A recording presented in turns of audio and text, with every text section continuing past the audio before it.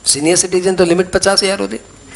तो if your senior citizen could not be insured, then whatever medical expenditure you incurred on their treatment, that shall be eligible for deductions for maximum 50,000। तो भैया 50,000 का deductions तो मुझे ऐसे भी मिल जाता है, मुझे मेडिकल इंश्योरेंस ही ज़्यादा आता है, मैं इनके इलाज में 50,000 रुपये खर्चा था तो है ही, दवाई वाई इतनी की आती है, उतने का मेरे पास मेडिकल बिल है, तो मैं आराम से 50,000 अपनी फाइल में क्लेम करता हूँ। 50,000 मैं अपनी फाइल में क्लेम करता हूँ, 50,000 मेरा भाई अपनी फाइल में क्लेम करता है। हम ऐसे दिखाते हैं कि पापा का सारा मेडिकल एक्सपेंडिचर मेरे अकाउंट से, मम्मी का सारा मेडिकल एक्सपेंडिचर भाई के अकाउंट से, और 50,000 हम लोग दोनों फाइल में डिडक्शंस क्लेम करते हैं। बात सही? जमी बात, जमी बात। ओके तो आपको क्या चीज के लिए डिडक्शंस मिलेगा? अपनी मेडिकल इंश्योरेंस या फिर सीनियर सिटीजन के मेडिकल एक्सपेंडिचर के लिए। और इस बातों को पहले अपने अपने सिस्टम से नोट करें, इसके बाद तुम्हें और नई नई बातें बताऊंगा। चैप्टर थोड़ा बड़ा है ये। एप्लीकेबल टू, बताओ किसके ऊपर एप्लीकेबल है, फटाफट बताओ बताओ। अरे चल बदमाश। It is applicable to individual and HUF. Condition क्या करनी पड़ेगी, करना क्या पड़ेगा ये बताओ।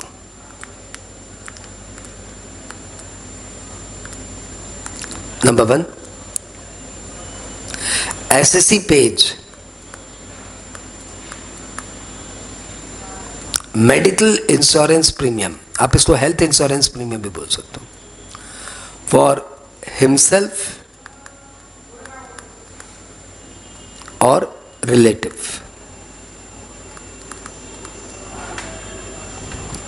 और नंबर 2, ही इंकर्ड, अच्छा इसको थोड़ा सा और अच्छे कर दे तो, हाँ, assessee pays medical insurance premium और health insurance premium for himself और रिलेटिव बाय चेक। आपको चेक से पेमेंट करना पड़ेगा और बैंकिंग मोड, ड्राफ्ट से भी कर सकते हो, बस कैश से नहीं कर सकते। ओके, ही incurred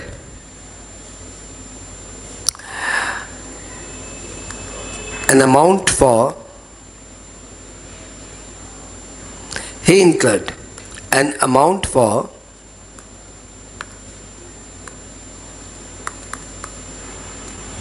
preventive health checkup plan, preventive health checkup, बस ये भी चलेगा। आपने प्रिवेंटिव हेल्थ चेकअप में कोई पेमेंट किया है इन कैश और by cheque, whatever, up to ₹5,000। तो आपको पता ही है हम लोग के घर में 5,000 का तो हेल्थ चेकअप होता ही है, उसके लिए आप 80D क्लेम कर सकते हो। बस वो हेल्थ चेकअप की रिपोर्ट संभालते रख लेना, 5,000 का डिडक्शन क्लेम कर लेना, बिल आए तो। नंबर 3, ही कॉन्ट्रीब्यूटेड, हाँ जो तुम घर में डायग्नोसिस सेंटर से डायग्नोसिस कराते हैं ना, भैया 70 रुपये का मेरा शुगर टेस्ट कर दीजिए, 400 रुपये का मेरा फलाना टेस्ट कर दीजिए, 800 रुपये का बिल संभाल लो, 5,000 का डिडक्शन मिल जाएगा। 5,000 पर पेशेंट नहीं, मतलब 5,000 पर एसएससी। तो थोड़ा अपनी फाइल से कर दो, थोड़ा पप्पा की फाइल से, थोड़ी मम्मी की फाइल से, तो घर का हेल्थ चेकअप का सारा का डिडक्शन मिल जाएगा। कैश में करो तब भी चलेगा। ही contributed in central government health scheme,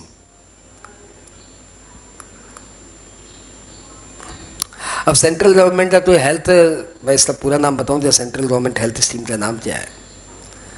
लो भैया जी पूरा नाम बता देते आपको, ऐसे नाराज मत हो भाई, पूरा नाम बता देते बस।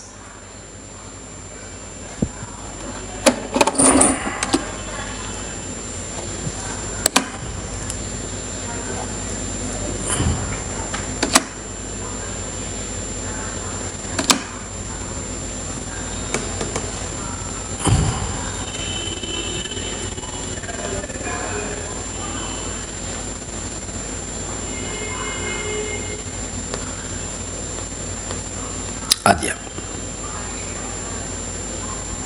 तो आ दिया।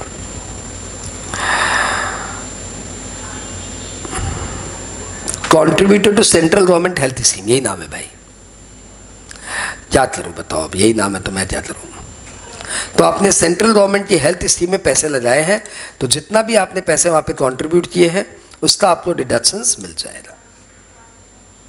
साथ में हो? ओके, ये 3 के लिए। या फिर चौथा,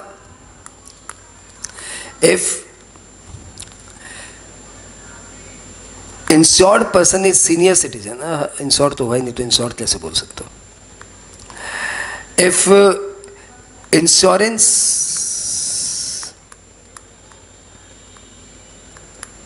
not done of a senior citizen, but medical expenditure incurred,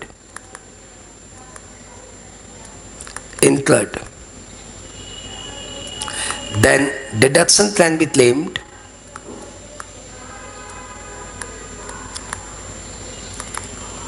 for such medical expenditure. तो भैया इन 4 में से कोई भी खर्चा करिए, बोलो 4 तो करोगे ही, परंतु इसमें सबसे बेसिक पॉपुलर यही है, नंबर 1। और मेरे जैसे कोई केस आ जाए तो उनके लिए नंबर 4। प्रिवेंटिव हेल्थ चेकअप का लोगों को पता ही नहीं हो, डिडक्शंस क्लेम ही नहीं करते, परंतु कर सकते हैं। डिडक्शंस कितना दिलाएंगे ये बताओ। अमाउंट सो इनकर्ड, जितना भी आपने खर्च किया, और 25,000 plus 25,000 for parents, 25,000 for parents.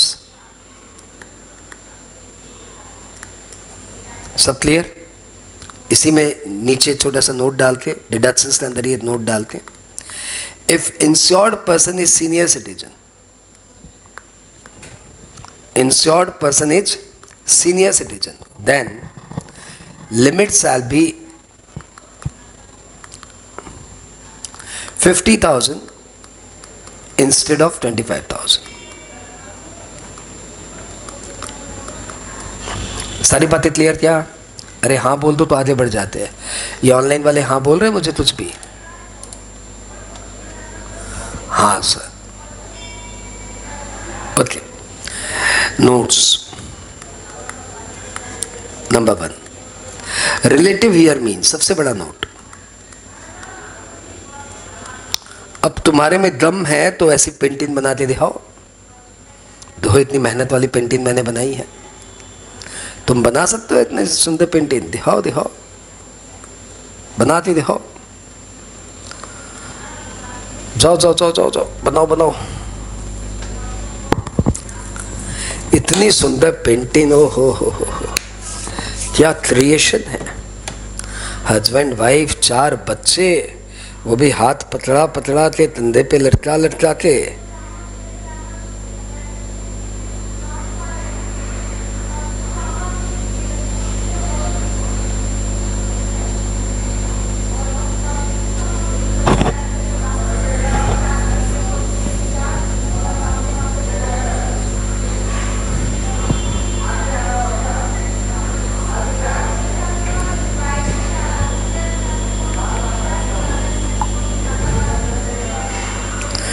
बन जाए, इतनी मेहनत, पेंसिल रबड़ जो यूज करना करो यार, जैसे बन जाए मेरे को बता देना। हाँ सर हमने भी बना लिया। इतनी सुंदर नहीं बना पाओगे, कोई बात नहीं, बनाओ, थोड़ी बहुत ट्राई करो।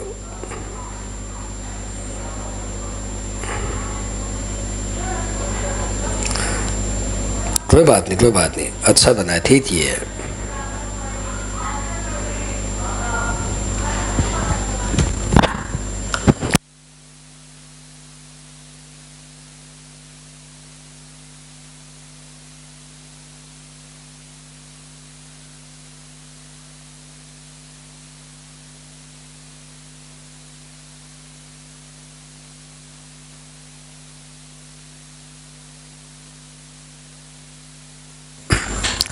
तो आपने ये बना लिया। रिलेटिव में means this. Number 2, for HUF relative means family member. HUF अपने किसी भी फैमिली मेंबर का प्रीमियम देगा तो उसको डिडक्शंस मिल जाएगा, फैमिली मेंबर।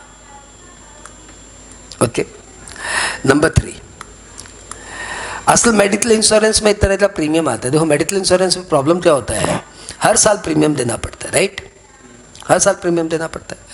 तो तभी वो कंटिन्यू, वो तो 1 ईयर प्लान है, 1 ईयर पॉलिसी होती है। तो हम लोग का क्या होता है, पहले साल का प्रीमियम देना हो जाता है, अगले बार का प्रीमियम वो तदादा मारता है, हम लोग भैया चेक देना भूल जाते हैं और फिर वो पॉलिसी लैप्स कर जाता है। तो ऐसे में मेडिकल इंश्योरेंस असल बोलती है कि आप 3 साल का प्रीमियम एक साथ दे दीजिए, आपको डिस्काउंट दे देंगे। तो हमें भी लगता है हाँ तुम 3 साल का एक साथ ले लेते, हम खत्म कर, 5 साल का एक साथ ले लेते, हम खत्म कर। तो मेडिकल कंपनी भी खुश, हम लोग भी खुश, हम लोग मालूम है फिर तो कोरोना आ जाए, लोग प्रीमियम बढ़ा देगा, इससे अच्छा एक बार में दे दो, काम खत्म। तो यदि आप मल्टीपल ईयर का एक साथ प्रीमियम देते हो तो डिडक्शन शैल बी, जैसे आपने 3 साल का एक साथ में 30,000 रुपये दे दिया, तो वैसे तो आपने इस साल 30,000 का प्रीमियम दिया है, लेकिन वो प्रीमियम तो 3 साल का है ना, तो इस साल आपको डिडक्शन 10,000 ही मिलेगा। बात क्लियर? बस यही बात है, लिख लो फटाफट। If premium is paid for multiple years,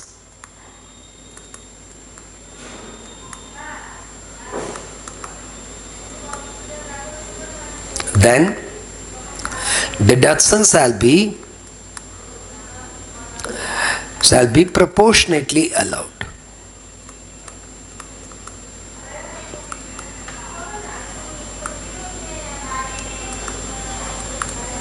तो एकदम क्लियर, बस खत्म, एक लाइन छोड़ दो, आगे बढ़ जाओ,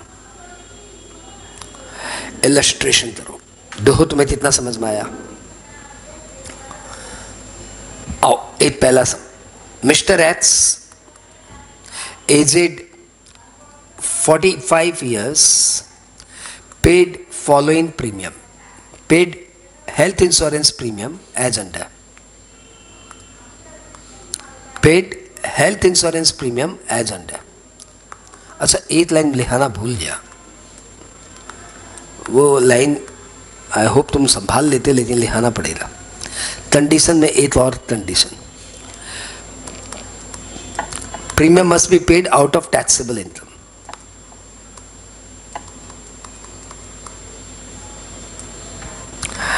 premium must be paid out of taxable income. आप अपनी एग्रो इनकम से प्रीमियम देंगे, डिडक्शंस नहीं मिलेगा। ओके, नंबर 1 सम चल रहा है, आपने ये सारे प्रीमियम दिए, हमें बताना कितना deductions. He paid medical insurance premium, health insurance premium for himself 9,000. Number 2, health insurance premium for independent wife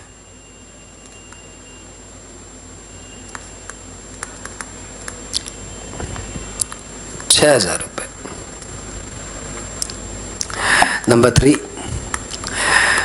for dependent brother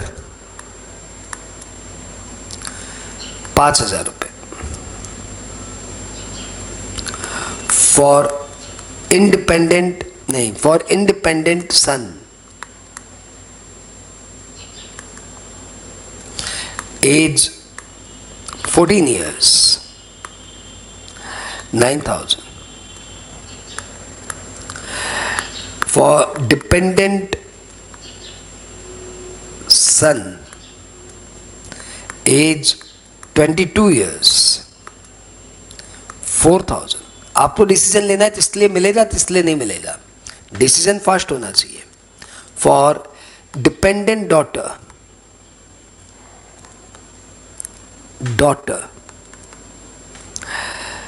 9,000 in cash.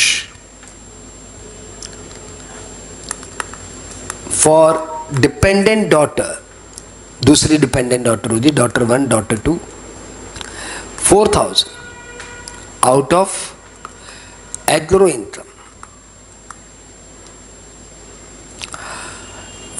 For पापा, फॉर इंडिपेंडेंट पापा, for independent father 20 independent father 2000, as पापा की है 62 years, इसको 40 years लग दो यार और कम कर दो यार, 40 years लग दिया। फॉर डिपेंडेंट मदर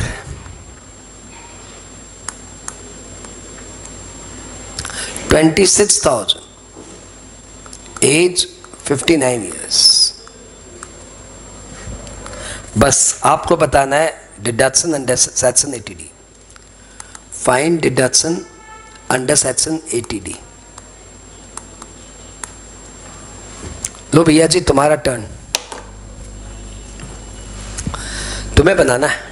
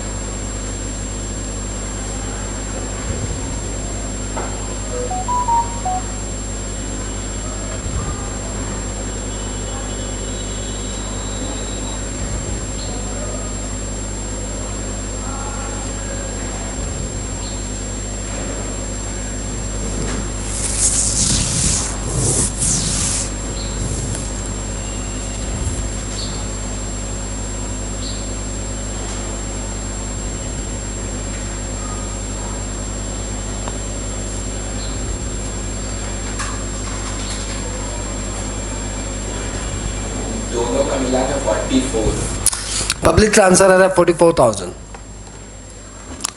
ऑनलाइन वाले बच्चे क्या आंसर दे रहे भैया, फटाफट बताओ।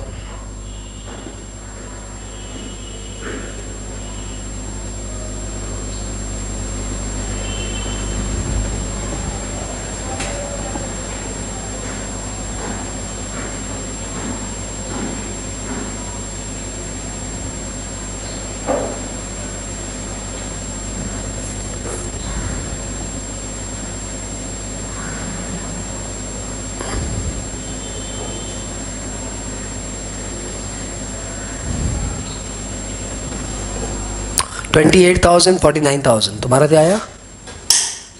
19,025। My God, let's see solution.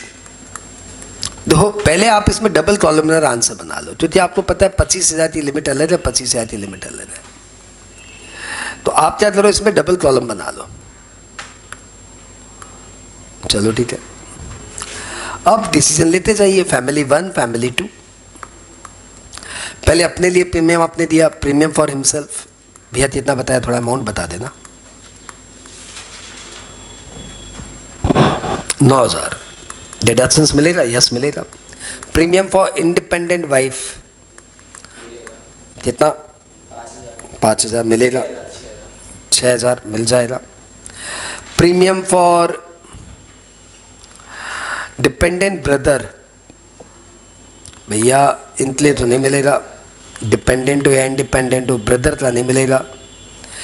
फिर प्रीमियम फॉर इंडिपेंडेंट सन 9,000। बच्चे की उम्र 14 साल है, बताओ मिलेगा? नहीं मिलेगा, बिकॉज बच्चे की उम्र क्या है इससे मतलब नहीं है, वो डिपेंडेंट है कि इंडिपेंडेंट है, ये इंपॉर्टेंट है। Premium for dependent son, as है 22 साल। तो मैं दोबारा बोलूं, उम्र से मतलब नहीं है, डिपेंडेंट है तो मिल जाएगा। प्रीमियम फॉर कौन सा है भैया next? Daughter, dependent daughter 9,000। Dependent daughter, dependent daughter तो डिडक्शंस मिल जाता, लेकिन ये तो कैश में दे दिया, कैश में दे दिया इसलिए डिडक्शंस नहीं मिला। प्रीमियम फॉर डिपेंडेंट डॉटर, फिर से डिपेंडेंट है तो डिडक्शंस मिल जाएगा, लेकिन आउट ऑफ एग्रो इनकम दे दिया, आपने टैक्सेबल इनकम से नहीं दिया, इसलिए डिडक्शंस नहीं मिला। फिर premium for independent father, independent senior citizen father, तो भैया मिल जाएगा कितना, 2000 मिल जाएगा। प्रीमियम फॉर डिपेंडेंट मदर, भैया पेरेंट्स डिपेंडेंट हो या इंडिपेंडेंट हो फर्क नहीं पड़ता, मदर की एज 59 है, मतलब सीनियर सिटीजन नहीं है, मतलब आपने प्रीमियम तो बहुत दिया है लेकिन मैक्सिमम मिलेगा 25,000। आपने प्रीमियम तो बहुत दिया है लेकिन मैक्सिमम मिलेगा 25,000।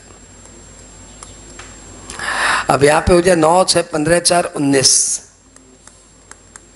और यहां पे 27।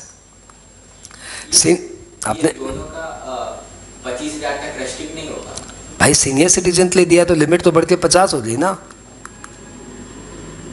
आपने सीनियर सिटीजन के लिए पेमेंट कर दिया तो लिमिट 50,000 है। यहाँ पे 2 या 20 देते तब भी डिडक्शंस दिला देता, 45 दिला देता। तो सब मिला के आपका आंसर आ गया 56,000। मैथमेटिक्स सही है, नहीं रॉन्ग है, 46,000। Deduction under section 80D 46,000। किसी के मन में डाउट आया तो पूछो भैया। नजरुल 49 कैसे आया तुम्हें को बता देना, मैं तो नहीं समझ पाऊंगा। मैं समझने की कोशिश करता हूँ, नहीं 49 मैं नहीं समझ पाऊंगा, नहीं मैं नहीं समझ पाऊंगा। तुम क्या दिया मैं नहीं समझ पाऊंगा। 49 कैसा है मुझे नहीं मालूम, मेरे परमुटेशन कॉम्बिनेशन में 49 नहीं आ रहा है। हो सकता है सर ये कैश का 5,000, ओ वाइफ का 9,000 ले, डेटा रॉन्ग लिखेगा तो मेरे परमुटेशन कॉम्बिनेशन में कैसे आएगा। गुड, बात ही सारा राइट, वेरी गुड। आकांक्षा प्रजापति का राइट हो गया, नहीं 28,000 ना आकांक्षा, ये तो बहुत ही अलग आंसर है भाई। कोई बात नहीं, क्या बोल रहे तुम? ओके भैया, ये सम बड़ा इंपॉर्टेंट है, बड़ा मजेदार था। और ऐसे ही 1-2 सम्स हमारे स्टडी मैट में बना के डाले हुए, आप उसको जरूर से देखना, उसके बिना आपकी पढ़ाई इनकम्प्लीट है। तो मैं यहाँ पे लिख देता हूँ यार, होमवर्क डू फ्रॉम मैट, प्रयास मैट। आओ हम लोग अगले सेक्शन की तरफ चलते हैं। अगले सेक्शन का नाम है 80DD। क्या नाम है? 80DD। अच्छा, मैंने 80D का क्या नाम दिया था? दवाई, है ना। इसका भी एक नाम देते हैं, इसका नाम रखते हैं, मैंने उसका नाम रखा दवा, तो बच्चे बोलते हैं यहाँ पे दवा दारू, गंदे लोग हैं। मैं दारू फारू वर्ड क्यों बोलूँगा? मैंने बोला यहाँ पे disable dependent, disable dependent. What is it? 80DD कहता है कि भैया यदि आपके घर में कोई हैंडीकैप रिलेटिव है, कोई डिसेबल रिलेटिव है, तो आपने उनके ऊपर क्या खर्च किया नहीं किया उनसे कोई मतलब नहीं है। आपको फिक्स डिडक्शंस मिलेगा 75,000 का। घर में कोई डिसेबल रिलेटिव है, हैंडीकैप रिलेटिव है, चाहे बच्चा चाहे बड़ा, तो आपको सीधा 75,000 का डिडक्शंस मिलेगा, चाहे कुछ करो या ना करो। और यदि वो डिपेंडेंट सीवियरली डिसेबल है, तो डिडक्शंस मिल जाएगा 75,000 की जगह 1,50,000। 1,25,000। So if you have a disabled relative, then you can claim a deduction of 75,000. And if the disabled is severely disabled, then the deduction shall be enhanced to 1,25,000, not 1,50,000. By mistake slip हुआ, 1,25,000 रुपया मिल जाएगा। बात clear? अब आपके मन में प्रश्न आ रहा है कि ये सीवियरली डिसेबल कौन होता है? तो भैया जी देखो, पहले तो आप ये समझो डिसेबल कौन होता है। डिसेबल तो आप भी हो, हम भी हो, है ना। बॉडी का कोई पार्ट नहीं काम करे तो हम लोग बोले डिसेबल है। तो यार मेरा गला इतना अच्छा काम नहीं करता, मैं तेज चिल्ला नहीं सकता, तो मेरा गला थोड़ा डिसेबल है, तो मैं बोलूँगा मैं डिसेबल। तो लॉ बोले ऐसे थोड़ी होता है डिसेबिलिटी। तो हमने बोला फिर कैसे होता है? बोला जब कोई 40% से ज़्यादा डिजेबिलिटी आ जाती है ना तो बोलते हैं डिजेबल। जैसे मेरा लंग्स मेरे डॉक्टर ने सर्टिफाई किया इट इज़ 30% नॉट वर्किंग, तो 30% नॉट वर्किंग तो भैया अभी तो मैं डिजेबल नहीं हूँ। लेकिन जिस दिन डॉक्टर बोलेगा कि यार तुम्हारा लंग्स है ना 42% नॉट वर्किंग, तो मैं फटाक से उससे सर्टिफिकेट लेते आ जाऊँगा, डॉक्टर साहब मुझे सर्टिफिकेट दीजिए कि मेरा लंग्स 42% डिजेबल हो गया है, तो लाइए मुझे सर्टिफिकेट दीजिए, आज से मैं इनकम टैक्स में 75,000 का डिडक्शन क्लेम करूँगा। सुना तुम, सुना मैं 30% पे हूँ, 42% आते ही मेरा हो जाएगा 75,000 का डिडक्शन। इसलिए और पढ़ा रहा हूँ टैक्स प्लानिंग। और जब ये डिसेबिलिटी 80% से ज्यादा बढ़ जाएगी ना, 80% और more, then it will be severely disable. यानी आप डिसेबल है, ये सीवियरली डिसेबल है, ये आपको देखने से नहीं मालूम पड़ेगा, ये तो डॉक्टर से सर्टिफिकेट से ही मालूम पड़ेगा। ईश्वर से मनाओ कि हमें कोई नेगेटिविटी नहीं चाहिए अपनी लाइफ में, भगवान सब ठीक कर दो हमारा, हमें कोई डिडक्शंस नहीं चाहिए। तो कोई नेगेटिव सर्टिफिकेट लेने की कोशिश मत करो। ईश्वर तथास्तु बहुत फटाफट बोलते हैं, लेकिन ले लिया ना और तथास्तु पर से पड़ गया ना तुम फंस जाओगे बुरी तरीके से। इससे अच्छा जैसे हो मस्त रहो। हम भी डेली योगा कर रहे हैं, 30% को 20% लाने में लगा हुआ है, समझा ना, हो जाएगा थोड़े दिन में। तो 80DD ने क्या कहा कि आपके घर में हैंडीकैप्ड है तो 75,000 का डिडक्शन ले लो, और सीवियरली डिसेबल है तो 25 का डिडक्शन ले लो, कुछ नहीं। अब आप ये बताइए कि आपके मन में प्रश्न आना चाहिए कि डिसेबल खुद होना पड़ेगा कि रिलेटिव भी डिसेबल है तो चलेगा? आंसर इज रिलेटिव भी। तो यहाँ पे रिलेटिव मतलब क्या? अब मैं तुम्हें डांस करके दिखाऊंगा, मैंने तुम्हें पेंटिंग से सिखाया। रिलेटिव मतलब क्या? अब मैं तुम्हें डांस करके दिखाऊंगा। डांस मतलब भरतनाट्यम, और मैंने इसको नाम दिया छोटा भरतनाट्यम। क्या नाम दिया? क्या नाम दिया? छोटा भरतनाट्यम। अरे नाम देखो ना कितना प्यारा है, छोटा भरतनाट्यम। तो मैं आता भरतनाट्यम, मुझे आता है, सीख लो आज मेरे से सीख लो। भरतनाट्यम में कुछ नहीं होता, हाथ ऐसे निकालते, फिर ऐसे करते, फिर ऐसे करते, ऐसे ऐसे, फिर ऐसे तो बहुत ऊपर तक करते हैं, लेकिन तुम्हें छोटा भरतनाट्यम करना, बस तुम्हें इतना सा करना है, फिर नीचे इतना सा करना है, हो गया।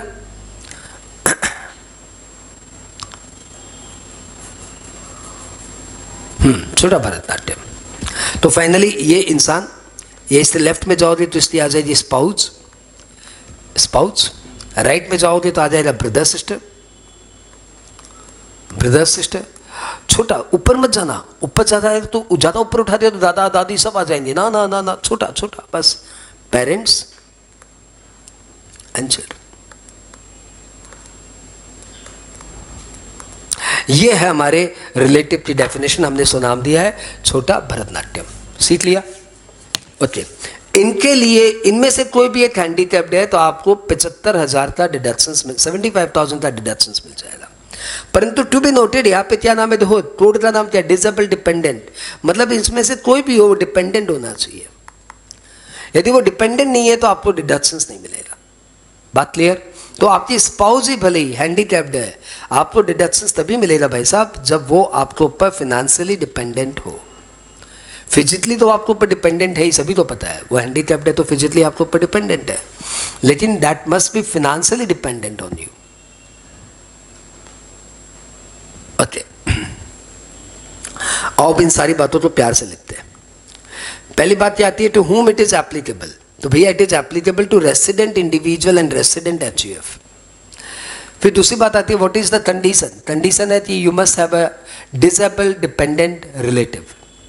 फिर डिडक्शन 75,000 एंड सीवियर डिसेबिलिटी 1,25,000। खत्म। फिर से बोलिए भैया, लिखिए साथ साथ, बताओ to whom it is applicable। बोलो बोलो फटाफट। रेसिडेंट इंडिविजुअल और HUF। इस बार पहली बार वर्ड आया रेसिडेंट। कंडीशन बताइए, क्या करने पे डिडक्शंस मिलेगा? SSC has disable dependent relative. Deductions कितना दिलाओगे? 75,000। In case of severe disability, severe disability 1,25,000। Disability मतलब 40% और मोर डिसेबिलिटी होती है तब, और सीवियर डिसेबिलिटी मतलब 80% और मोर डिसेबिलिटी होती है तब। नोट। रिलेटिव मतलब छोटा भरतनाट्यम।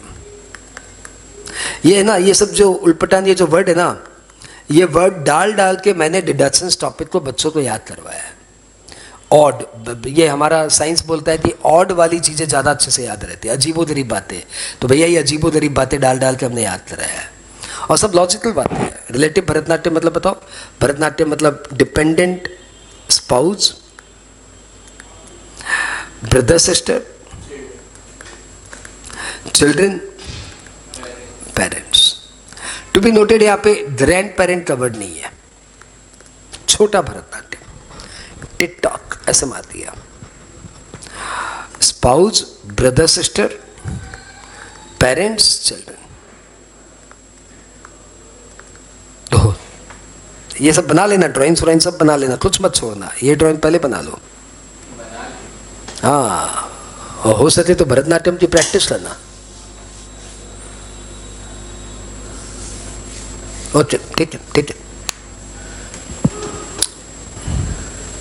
नेक्स्ट हो गया बस, और क्या, और कुछ नहीं, खत्म। इसमें तो सम करने की दरकार ही नहीं है। अच्छा, तुम्हारा क्लियर, एकदम क्लियर।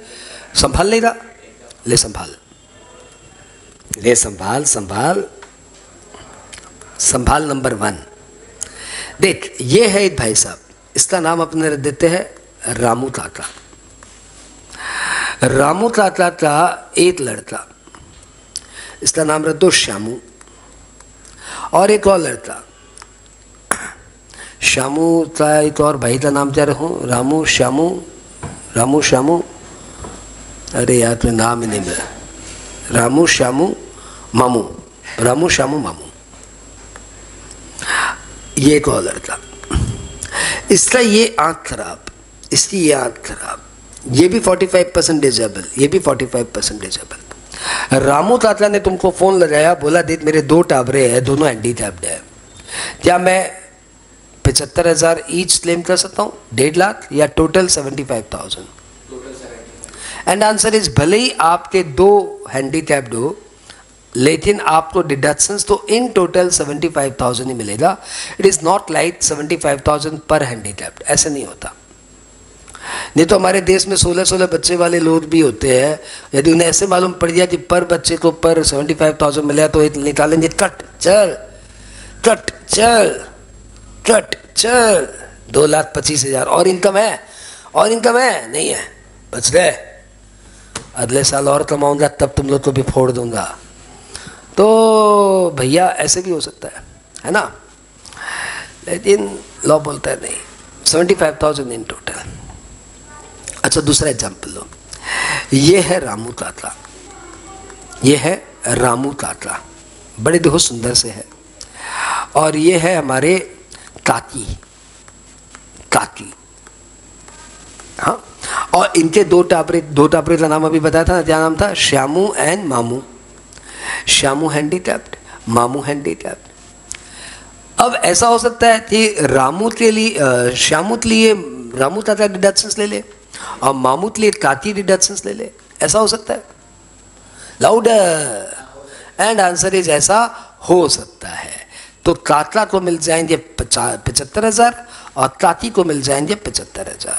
जियो, ये हुआ ना tax planning.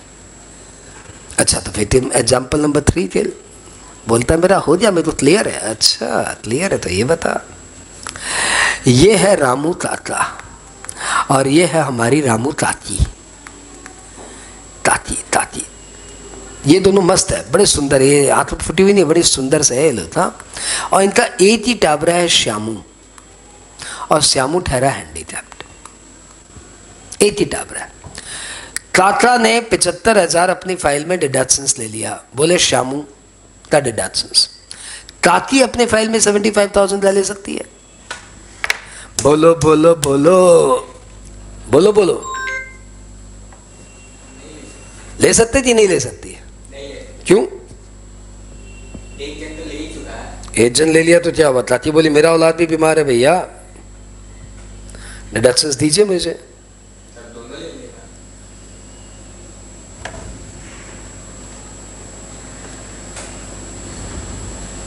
Okay, and answer is, आपको ये बोलना पड़ेगा कि देखो रिलेटिव पे डिडक्शंस नहीं है, डिपेंडेंट रिलेटिव पे डिडक्शंस है।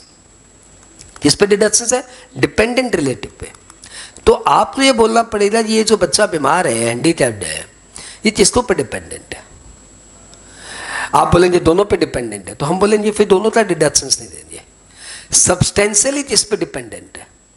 तो ऑब्वियसली एक नाम बोलना पड़ेगा। सब्सटेंशियली मतलब मोर देन 50% किसके ऊपर डिपेंडेंट है? तो काका ने बोला मेरे ऊपर मोर देन 50% डिपेंडेंट है, तो हमने काका को डिडक्शंस दे दिया। अब काकी बोलेंगे हमारे ऊपर भी डिपेंडेंट है, मतलब सब्सटेंशियली तो एक के ऊपर ही डिपेंडेंट हो सकता है, इसलिए काकी को डिडक्शंस नहीं मिलेगा, बिकॉज आपका टाबरा सब्सटेंशियली तो एक पे डिपेंडेंट होगा ना। यहाँ पे आप बोल सकते हो कि ये जो श्यामू है वो काका के ऊपर डिडक्शंस है, और जो मामू है ये काकी पे ऊपर डिपेंडेंट है, तो आपको मैंने दोनों पे डिडक्शंस दिला दिया। लेकिन एक टाबरा हुआ तो एक के ऊपर ही डिपेंडेंट होगा ना। हाँ सर, ये तो आपने सही बोला। अच्छी बताओ, एग्जाम्पल नंबर 5। इसी एग्जाम्पल को थोड़ा सा वापस से ले रहा हूँ। एग्जाम्पल नंबर नेक्स्ट, ये इस बार क्या है, रामू काका ही हैंडीकैप्ड है। रामू काका हैंडीकैप्ड, और इनके 4-5 टाबरे हैं। टाबरों का नाम है ABCD, 4 टाबरे हैं। चारों बड़े प्यारे बच्चे हैं, काका के बड़े ही मासूम बच्चे हैं। चारों महीने का 10,000 रुपया पापा तो भिजवा देते हैं। पापा आराम से रहना, पापा आराम से रहना, सब बच्चे 10-10 हज़ार रुपये भिजवाते रहे। अब बताओ काका का हैंडीकैप्ड होने का डिडक्शंस किस बच्चे को मिलेगा? ऑप्शन 1 ए को जो कि बड़ा है, ऑप्शन 2 डी को जो कि सबसे छोटा है, ऑप्शन 3 किसी को नहीं, ऑप्शन 4 सभी को बारी बारी एक साल मिलेगा।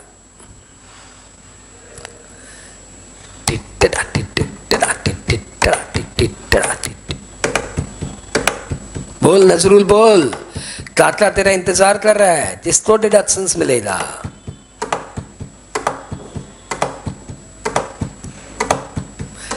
एंड आंसर इज किसी को नहीं। क्योंकि भैया डिडक्शन समझो 3 बातें हैं, डिसेबल, डिपेंडेंट, रिलेटिव। आपने डिसेबल कंडीशन सेटिस्फाई कर दी, आपने रिलेटिव कंडीशन सेटिस्फाई कर दी, परंतु एक और वर्ड है डिपेंडेंट, और डिपेंडेंट मतलब सब्सटेंशियली डिपेंडेंट। ये किसको पर सब्सटेंशियली डिपेंडेंट है, तो आपके पास इसका आंसर नहीं है। और जब किसी के ऊपर सब्सटेंशियली डिपेंडेंट नहीं है तो किसी को डिडक्शंस नहीं मिलेगा। लेकिन सपोज सी यहाँ पे 40,000 दे रहा होता, बात बात की भाई 10-10 हज़ार दे रहे होते, तो सी को डिडक्शंस मिल जाएगा। इन चारों भाइयों की यदि ट्यूनिंग अच्छी है तो इनको ऐसे बोलना चाहिए भाई 10-10 नहीं देंगे, इस साल सारा 40 मैं दे रहा हूँ, अगले साल सारा 40 तू दे देना, अगले साल सारा 40 तू दे देना, अगले साल सारा 40 तू दे देना, और बारी बारी से डिडक्शंस क्लेम कर सकते हैं। That is called tax planning. और 10-10 दोगे भाइयों लड़ाई में तो फिर किसी को डिडक्शंस नहीं मिलेगा।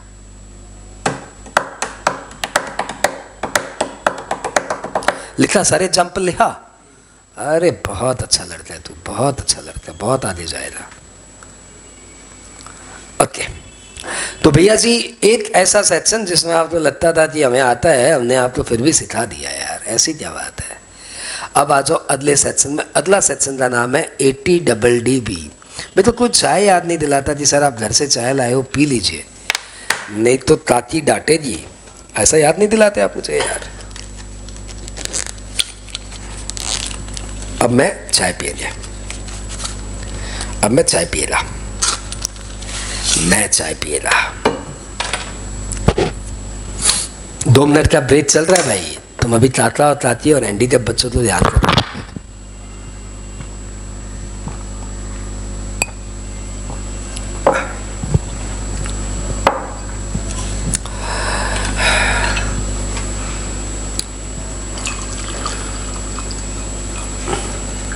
मजा आया?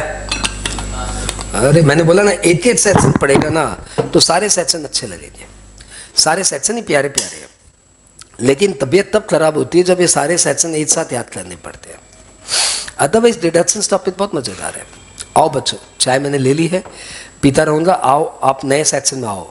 अच्छा, मैंने 80D का कोड क्या बनाया? दवा। 80DD का कोड क्या बनाया? Disable dependent. अब 80DDB का कोड बना रहा हूं, डरावनी डरावनी बीमारियां। सुना भाई कोड? डरावनी डरावनी बीमारियां, व्हाट इज इट?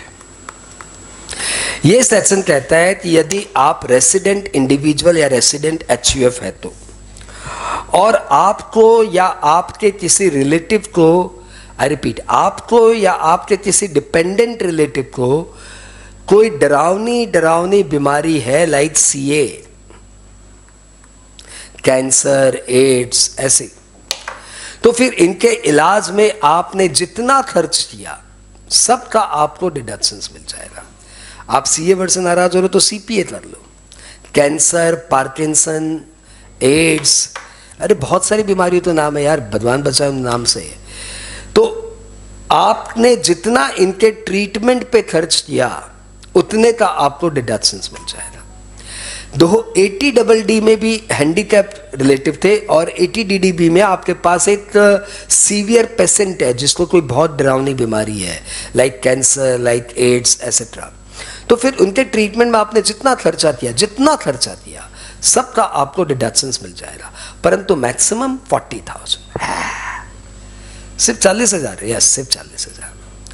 और यदि वो पेशेंट सीनियर सिटीजन है, जैसे मेरी मम्मी को कैंसर हुआ था, तो यदि वो पेशेंट सीनियर सिटीजन है तो आपको डिडक्शंस मिल जाएगा 1 लाख रुपए। तो नॉर्मली 40,000 एंड सीनियर सिटीजन होने पे 1 लाख रुपए।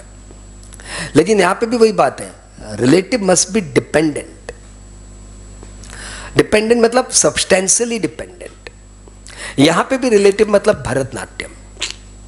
भरतनाट्यम मतलब spouse, brother sister, parents, children, और सब के सब डिपेंडेंट होने चाहिए।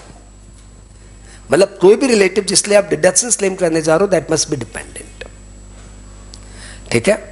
तो to whom it is applicable? It is applicable to resident individual, resident HUF। साथ साथ बोलना चाहिए आपको।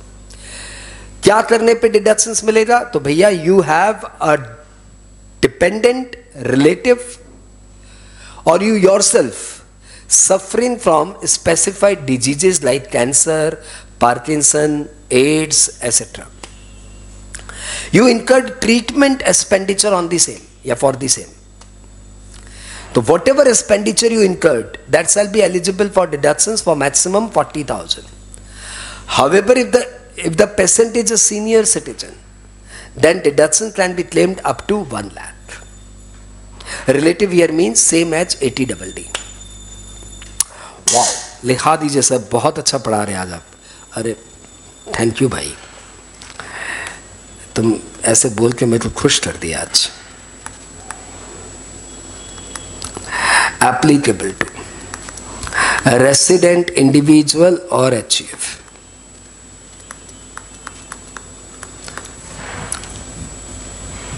Condition, SSC has a relative, has a dependent relative, not dependent relative. SSC has a dependent relative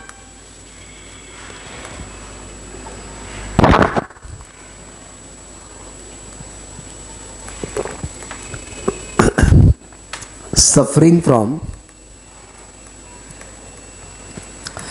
specified diseases या disease such as cancer, Parkinson, AIDS, etc.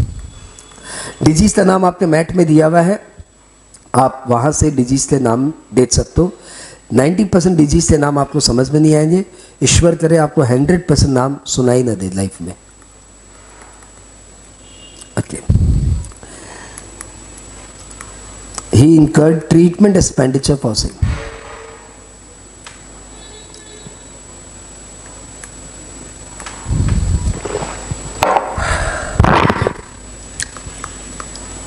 He incurred expenditure for treatment. Deductions at minimum of 2.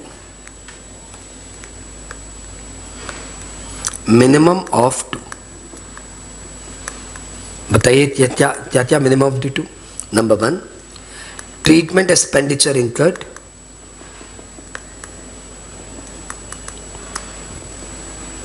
और number next 40,000. बाजू में लिखिए for senior citizen 8 lakh. बताओ कैसा लगा ये section? जवाब दीजिए कमेंट बॉक्स में, कैसा लगा ये सेक्शन? रिलेटिव हियर मीन्स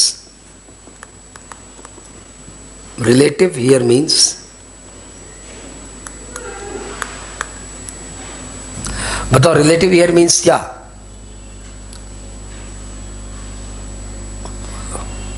ও খুব ভালো, নজরুল বলছি খুব ভালো.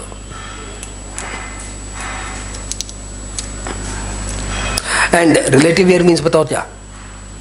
ऊपर नीचे दाएं. ऊपर नीचे दाएं. भरतनाट्यम बोले, थोड़ा क्लासिकल बोल, क्या ऐसे ऊपर नीचे दाएं में? Relative here means same as ATDD लिख दो. छोटा भरतनाट्यम. नंबर 2, देखो ये सेक्शन हमें बड़ा अच्छा लगा, सुन के हमें लगा कि चलो सरकार हमारे बारे में सोच रही है. हमारे घरों में बीमारी है तो सरकार को भी चिंता है, सरकार हमें डिडक्शंस दे रही है. नहीं, लेकिन ये सरकार को पता नहीं क्या होता है, अचानक ये एकदम कंजूस हो जाते हैं. इन्होंने एक नोट डाल दिया इसमें, इतना बुरा नोट है कि क्या बताऊं. मतलब मेरा मन चले तो सबसे पहले उसको डिलीट कराऊं. नोट में इन्होंने लिख दिया कि यदि आपको इन बीमारियों के लिए मेडिक्लेम मिल गया या आपके एम्प्लॉयर ने आपको इनके लिए रिम्बर्समेंट कर दिया, तब तो आपको बेनिफिट मिल ही चुका है, फिर आपको और बेनिफिट क्यों चाहिए? तो whatever mediclaim you received or whatever medical reimbursement you receive from the employer, the same shall be subtracted from the amount of deductions. पहले मैं इसको लिखाता हूं, फिर मैं तुम्हें बताऊंगा इसमें बुराई क्या है. बहुत गंदा सेक्शन, बहुत गंदी लाइन है ये. Deduction shall be reduce by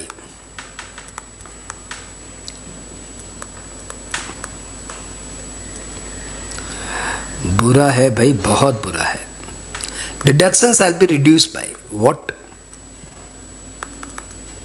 number 1, mediclaim received. Sir hand writing अच्छी करिए. अच्छा ठीक है, लो. Number 2, reimbursement receive from employer.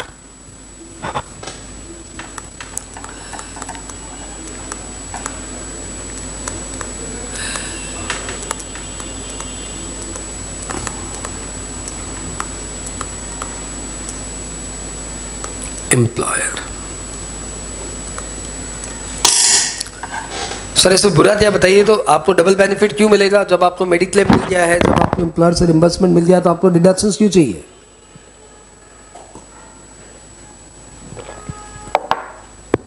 इसलिए मैं बोलता हूं टैक्स को ज्यादा इंटेलिजेंस से नहीं, इमोशन से पढ़ना चाहिए.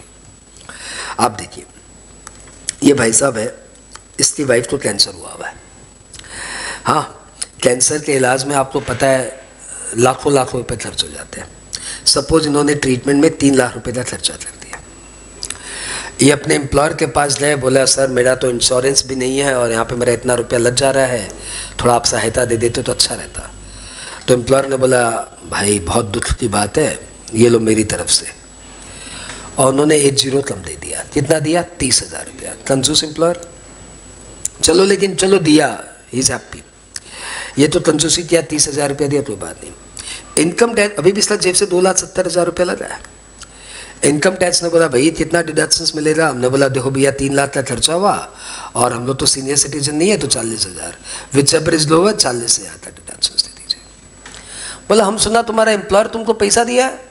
अब बोला वो तो हाली 30,000 रुपये दिया। अब बोला तो हाँ तो क्या हुआ, 30,000 रुपये दिया, डिडक्शन से माइनस कर देंगे, तुम तो डिडक्शन देंगे 10,000 रुपया।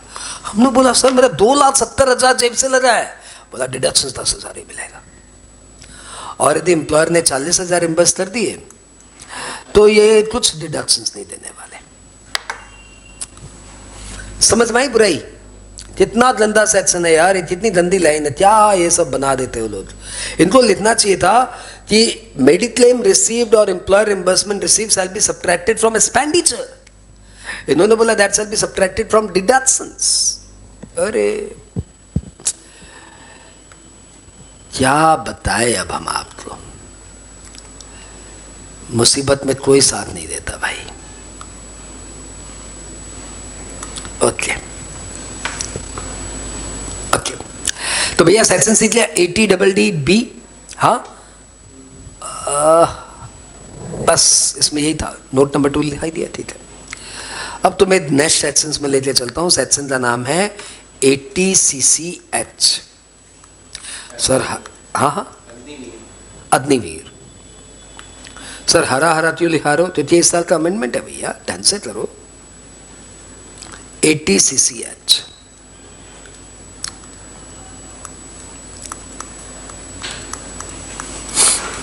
अग्निवीर।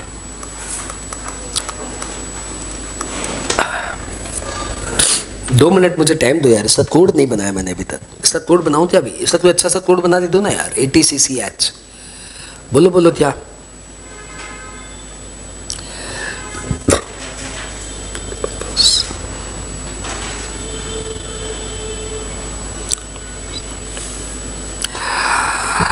अरे हाँ हाँ, चलो चलो हिमालय। चलो चलो हिमालय। नहीं यार ये तो नहीं जचा मुझे।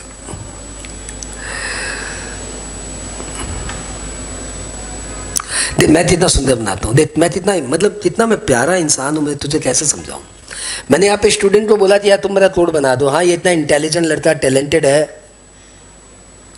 हाँ और ये मालूम क्या बनाया? ये बनाया, बोला चलो चलो हिमालय।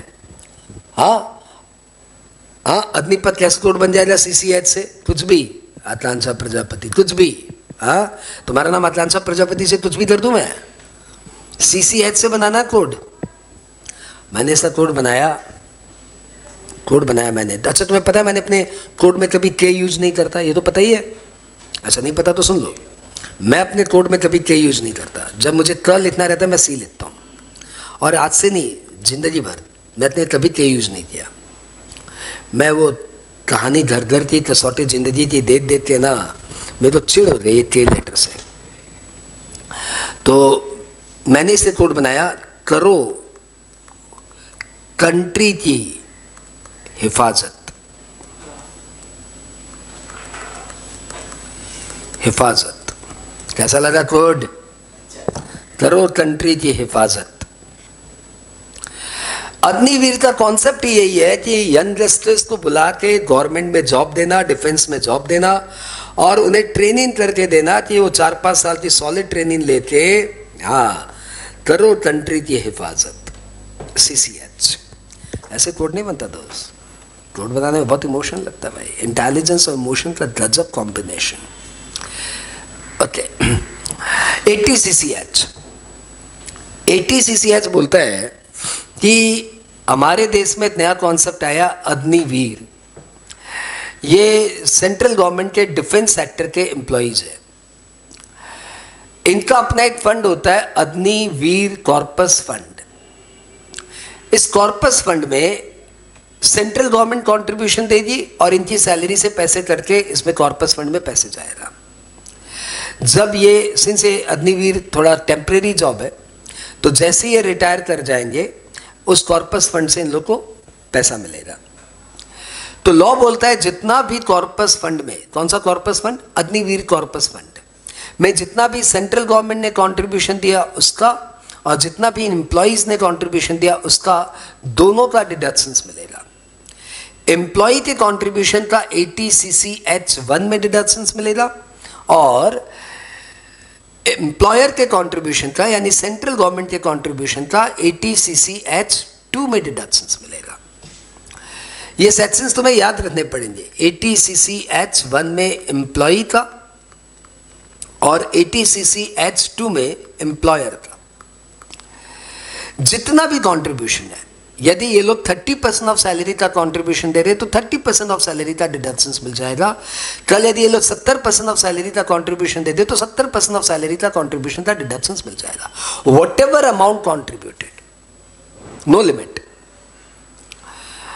बस इतलौती एक छोटी सी बात आपको ध्यान रखनी है, न्यू रिजीम, आपने न्यू रिजीम का नाम सुना ही है, 115 BAC। यदि एम्प्लॉय न्यू रिजीम ऑप्ट करता है तो फिर उसको चैप्टर 6 का कोई डिडक्शंस नहीं मिलता, न ATC, न ATCCC, न ATD, न ATDD, न ATDDB और न ATCCH1। लेकिन ATCCH2 का डिडक्शंस इवन आपने न्यू रिजीम ऑप्ट कर लिया तब भी आपको मिलेगा। यानी अभी तक आपने जितने सेक्शंस पढ़े उसमें से किसी भी सेक्शन का न्यू रिजीम वालों को डिडक्शंस नहीं मिलता, लेकिन ATCCH2 का डिडक्शंस मिल जाएगा। ठीक है, अब अपने अपनी भाषा में बोलेंगे। कौन सी भाषा? To whom it is applicable? Answer is applicable to Agniveer employee. Okay. Condition? Condition, you have made a contribution in Agniveer Corpus Fund. Deductions, ATCCH1, whatever amount contributed by employee. ATCCH2, whatever amount contributed by employer. Simple. खत्म। तो sir लिखा दीजिए। हाँ तो लिख लो फटाफट। Applicable to individual लिखना है पे सही है, हाँ, क्योंकि एम्प्लॉय तो इंडिविजुअल ही होगा। बाजू में भले लिख लो अग्निवीर। कंडीशन,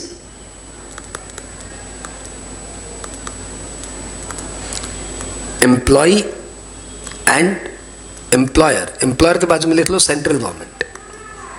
इनका एम्प्लॉयर हमेशा सेंट्रल गवर्नमेंट रहेगा। Employ and employer contributed in Agniveer Corpus Fund. Corpus Fund। अतलांचा कोड कैसा लगा तूने बताया नहीं यार, तुम तो अपने कोड पे लगी हुई यार। तेरा अग्निपथ, अच्छा अग्निपथ अग्निवीर से बना दिया, बहुत अच्छी बात है, लेकिन तुझे ATCCH से बनाना पड़ेगा ना। और मुझे लगता है कि तूने अग्निपथ है ना अपने आकांक्षा प्रजापति नाम से बना दिया। आकांक्षा प्रजापति तुम्हारा बिहार है AP, और तूने वहां से बना दिया अग्निपथ। नहीं नहीं, तुझे AP से नहीं बनाना था, तुझे बनाना था CCH से। कंडीशन के बाद आइए deductions. Under section ATCCH1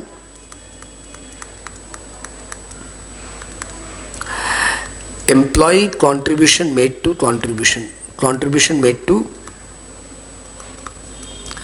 corpus fund।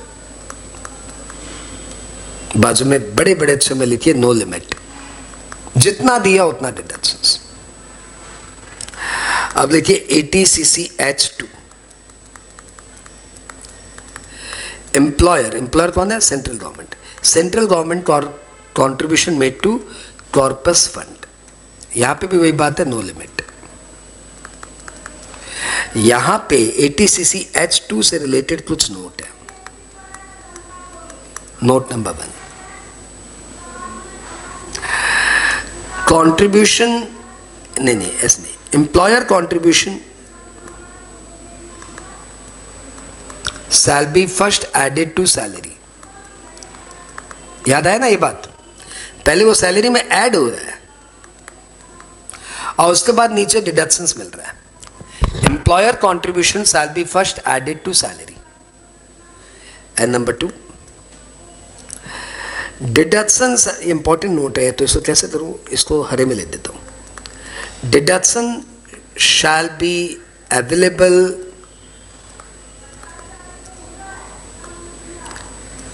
Even employ opted to जी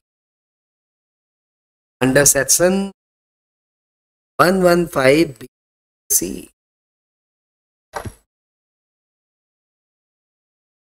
ऐसा लगा ATCCH करो कंट्री